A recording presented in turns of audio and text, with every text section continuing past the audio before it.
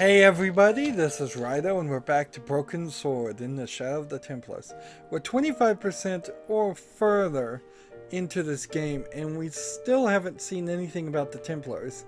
It's kind of weird because you almost start to think that maybe it's just a silly byline, but there actually is a connection, slight spoiler alert, that shows up eventually. It's just we're still chasing after the killer, and we now know he was using the name Merlin, so if I look at the register, I may see when he started renting this hotel room, which gives me a timeline. There was no one registered under the name of Khan, but the name in the book for room 22 was Merlin.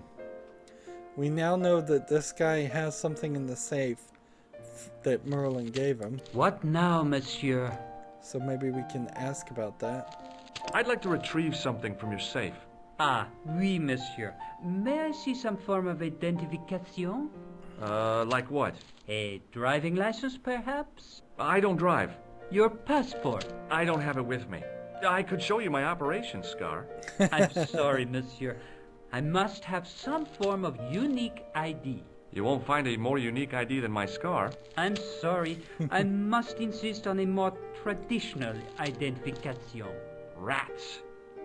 Honestly, any operation scar is probably not that unique, too. Let's ask him about Merlin, then. I believe Khan, the man with the scar, is also known as Merlin, the man who has taken room 22. What of it? What do you want? Access to his room. Do you have a license, monsieur? Huh? A private investigator's license? Well, not exactly, but I can explain everything. I am sorry, but without credentials, I cannot help. So here's an interesting topic. He's asking for a private investigator's license. Now, maybe if you work at a hotel and private eyes are coming to the hotel all the time, you might be able to identify what a license looks like and a private investigator's license looks like and know if one is fake or real. But probably not. So, nor am I even 100% certain you get private investigators' licenses that you can show to people. It would be so easy to Photoshop something like that in today's day and age. Now, this game is a pretty old game, so Photoshop wasn't available when this game came out. There probably was Photoshop 1.0, but nothing as complicated as what we have nowadays. But personally, I wouldn't even be able to tell you if a driver's license was fake. As long as it was plastic, as long as it looked good enough to me, I wouldn't know the difference between a real one and a fake one. Nor is it usually the case that anybody even cares. You can usually socially engineer people to give you tons of information, particularly about other people, with little effort. Let's continue down this conversation though and see what we can get from him. I insist you give me the key to Merlin's room. I cannot do that, monsieur. This guy Merlin is a menace. So you say, monsieur. He's not only a danger to society, but to your guests as well. He has toyed with the affections of Lady Piermont. Ciel! Are there no depths to which he will not sink? Precisely. Let's continue down this conversation. He's already killed once, twice, maybe as many as 3 times. With your help, I just might be able to stop him. But what if he finds out I have helped you? No, I cannot do it. Alright, so let's see if I can grab this and if it will work. Ne touche pas! Just looking. So we're gonna have to go talk to Lady Piermont and see if she'll help us distract the guy. Hi, ma'am. Hello, George. What can I do for you now? Distract him while I grab the key. Apparently the picture, I never showed it to her. No, I already did, but there must be more information. Did I show you this photograph? Yes, darling. Interesting. There was another dialogue thing. I really need that key bad. I'm not convinced I should help you, darling. It's next to the room the killer is using. Ah, so you plan to eavesdrop on Merlin? I was hoping there might be a connecting door. Well, how can I refuse? I shouldn't think my feminine charms would be much use in this case, but a good dose of English arrogance might do the trick. So she's gonna go over there and be a pain and distract the hotel manager. I say! You there? Flunky! Oui, madame. Listen carefully. You do understand English, don't you? But of course, madame. Good. I wish to deposit some jewelry for safekeeping. I understand. Are you quite certain? Oh, bien sûr, madame. So he's gonna walk in a very funny Over way. to you, my dear. I'm gonna grab the key while he's not looking. And that's all I had time for. So what we want to do would be to get in that safe, but I bet we never can accomplish that. We at least got the key here, so let's open the door and go in. The door was locked. Let's use the key on the door. Maybe it wasn't the right room, but this was the right key. So no animation for the door opening or anything like that. Let's see if there's anything in this. Look at this old-fashioned TV. There was nothing in the wardrobe apart from a vague, lingering smell of camphor. No mothballs or anything? I think that's what camphor is. So there's actually kind of nothing in here. There's just this and the window. And I had already kind of figured out what we were going to end up doing. Either it was going to be a connecting door to the The other cabinet room. was empty, but it smelt of onions. No kidding, it really did. Smelt of onions. Alright, that's useful. So we're going to go out the window, walk on the ledge, and then go in the window of the killer's room. Hopefully it's open.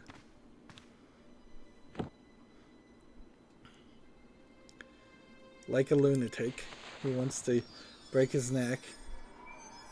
And can see, we can clearly see the back alley here that we're going to have to drop whatever evidence we find in out here.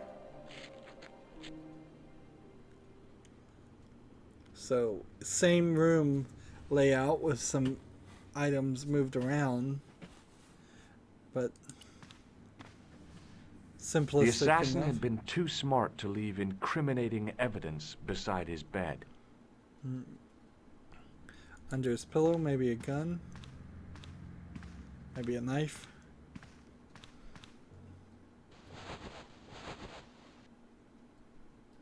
The bed was freshly made, and the crisp white sheets told me nothing about the killer's habits.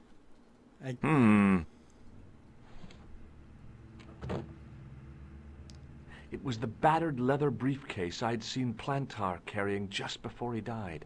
I searched the interior of the briefcase, but as I'd half expected, it was empty. So whatever was in the briefcase is now in the safe. So the other things we have to search is this. I feel like a dead body might fall out of this and scare him. Nope. Apparently I need to open it and then The look. closet was a solid, impressive piece of antique furniture. This is definitely one of the European style rooms because there's no closet built into the wall and the ceilings are very high. Let's see this. Is there a second thing or The closet was a solid, impressive piece of antique furniture. Let's walk over here. The closet was a solid, impressive piece of antique furniture. I have two things to click on, and I think I'm opening the wrong door.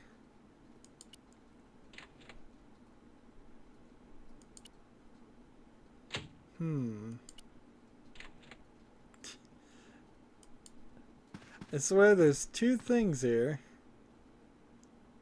So let's edge from this end. The closet was a solid... And click this. And see, that just closes it. And then edge from this side.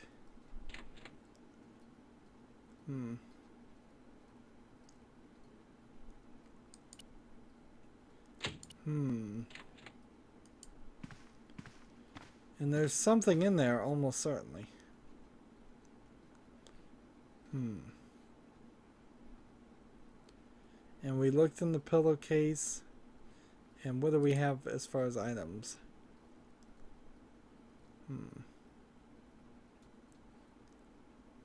Nothing. Let's open the door. It was Khan. I had the kind of feeling in my stomach that would usually send me running to the bathroom. What's he holding on to? So he gets in here and looks like his sleeve is caught in the door. As Khan opened the wardrobe, I was sure I was dead. But he grabbed his pants quickly and didn't even see me. I didn't usually spy on men getting changed. But this guy was a killer, and I didn't want any surprises. He left his checkered pants on the bed.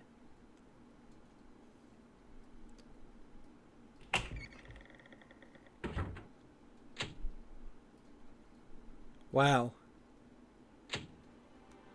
So that was strange and unbelievable, but maybe there's some kind of ID in the pants. They're all torn up, and here's a stitch in this second pocket. A strip along the side seam of the pants had been unpicked, then sewn back up with strong thread and a special stitch. I had that kind of feeling you only get from searching still warm pants. There was nothing in the pocket. I flipped the pants over. I found an ordinary matchbook. No matches, no clues. But as I pulled it from the pocket, a strong thread came with it. A thread with a metal tag on the end. Interesting. I found nothing in the pocket. I pulled on the metal tag and the thread came out of the pants. It was like pulling out a ripcord. Interesting. The pocket was empty. Flip it over again. I turned the pants over again. And now it seems like this pocket might have something in it. I searched the pocket gingerly and found a pass card. It read, Thomas Merlin, Gruber Electronics Corporation. Anything else? There was nothing else in the secret pocket. There was nothing in the pocket. Not much of a secret pocket, really. Pretty obvious. But we've gotten this story forward to page 5, and now we have an ID card, which is what the guy wanted. The matchbook bore a pattern of swirling color and the words, Club Alamut. So right now, it's not a big deal to leave, I suppose. So we could have been stuck in that room for quite a long time if I hadn't just tried to leave and trigger that scene. So I can probably just talk to the guy and show him the ID. What now, monsieur? And then I could probably ask him a couple questions later. Does this matchbook mean anything to you? No, monsieur. We need to ask people about the matchbook to find out where the club is. Does this pass mean anything to you? That is Monsieur Merlin's property. That's right. Merlin the murderer. I want to see what he's left in your safe. Impossible. I cannot betray his confidence, no matter what you say he's done. You're making a big mistake. Maybe I can live with that. A murderer? Are you sure? Positive. Let's show him the key, I guess. Do you recognize this key? That is the property of the Hotel Ubu. Correct. May I ask how it found its way from the little hook to your pocket? Would you believe it was put there by a poltergeist? No, monsieur. The hotel is regularly serviced by an exorcist. If we had a ghost, Father Fécond would have flushed it out. I suppose you want the key back. Not especiellement. The room is vacant. Since you are so determined to conduct your little investigation, I won't stop you. Interesting response. Still can't use the phone. Let's talk to this guy about the club. Hello again. We've got several other pieces of things, and apparently we can show him the picture again. Does the name on this matchbook mean anything to you? Indeed it does, for Alamut was the home of the old man of the mountains. You do not know him? No, I don't.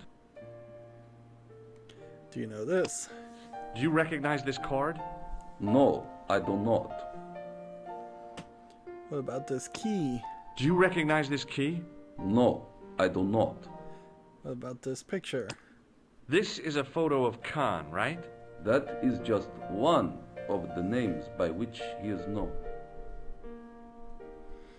So nothing helpful there. Thanks for your help. Goodbye. Let's talk to this lady again. Hi, ma'am. Hello, George. What can I do for you now? Do you know anything about this club? I found this matchbook in Merlin's bedroom. It came from the Club Alamut. It might be useful to find out if that club is in Paris, George. How about this? I found this pass in Merlin's room. So, that deceitful little man is passing himself off as an electrician, is he? Uh-huh. This guy probably has a million faces. And there's more to say here, so we'll click on it again. I showed the pass to the clerk, hoping he'd give me Merlin's papers, but he wouldn't buy it. He's too scared. I'll give him something to be scared of. Follow me, George! So once again, she's going to help us. And we get a little cutscene. Did you place a package from Merlin in the hotel safe? I did, madame. And did my friend here show you Merlin's identification?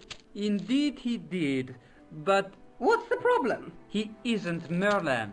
A mere academic detail. Give him the package. But that is against the law. I happen to be a justice of the peace, you silly man. I am the law. If he tries anything, shoot him, George. My pleasure, Lady Piermont. One moment, please.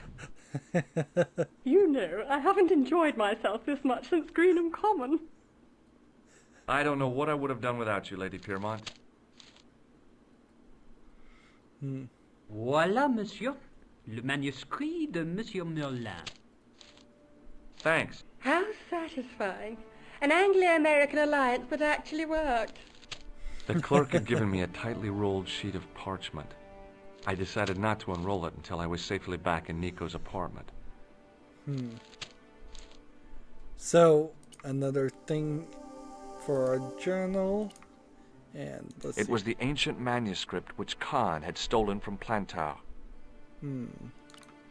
We've got it, but now we've got to get out of the place with it. So,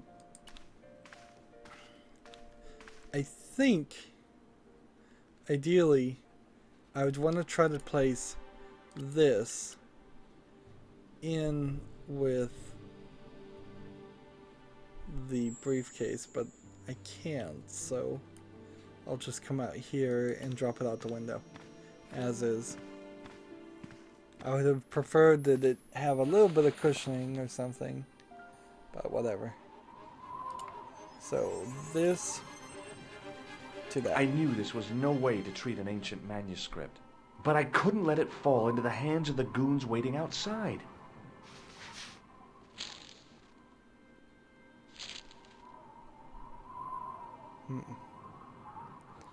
And there we are safe, so we can just run back into the place. And now we can, I think, just leave.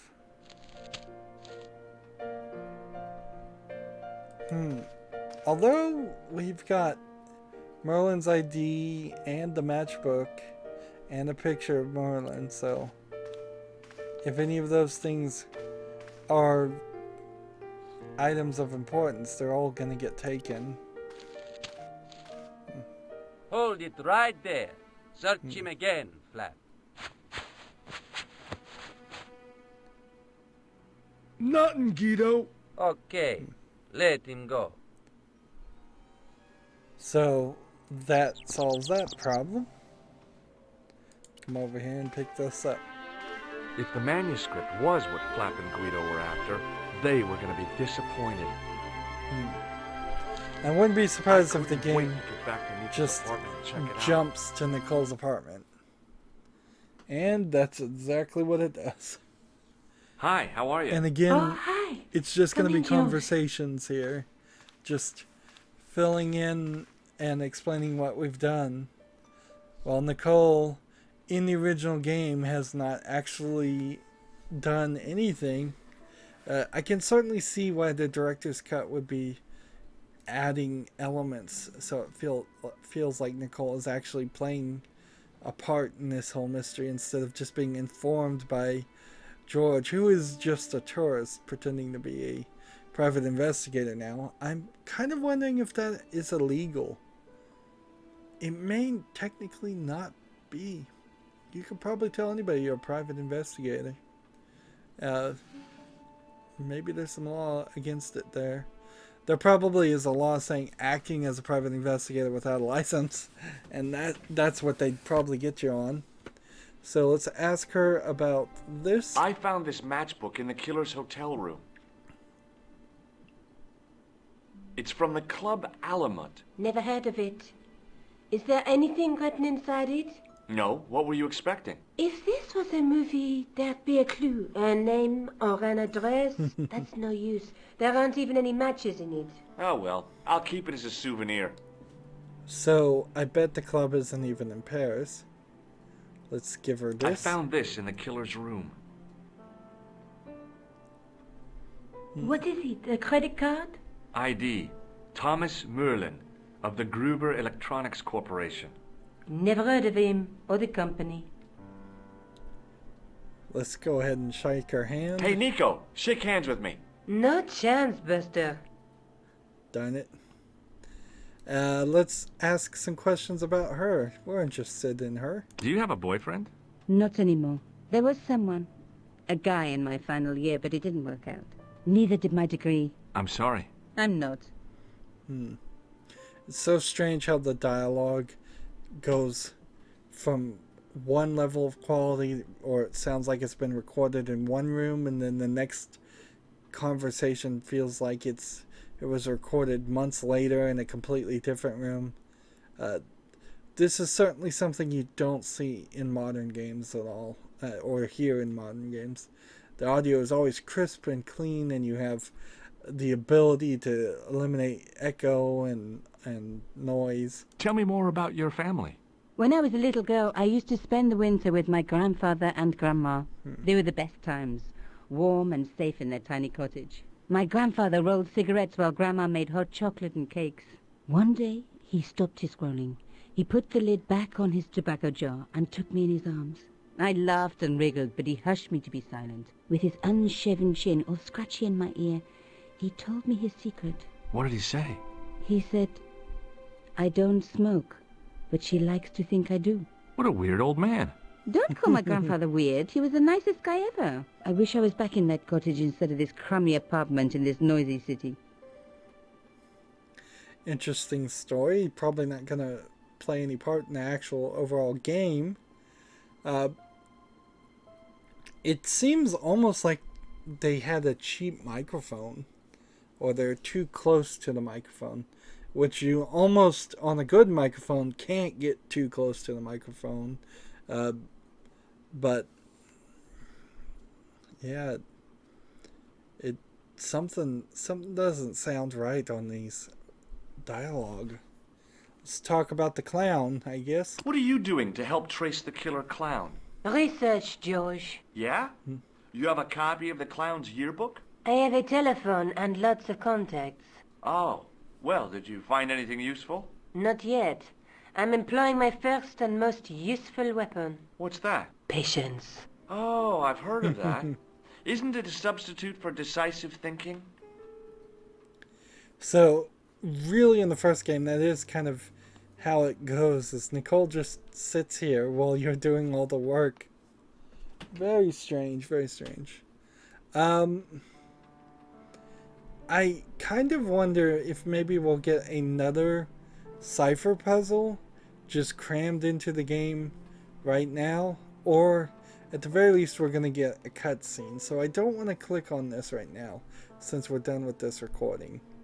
And we'll just start right back here. That's it for this recording. As always, I ask you to like, share, subscribe, comment, and watch every second of my videos. All that helps out. If you want to support me further, go to my main YouTube page. On the right is a button that says support this channel. Click it, make a donation. And if you want a friend or follow me on basically any social media sites, there's a whole bunch of links down in the description. Thank you for watching. Have a good evening.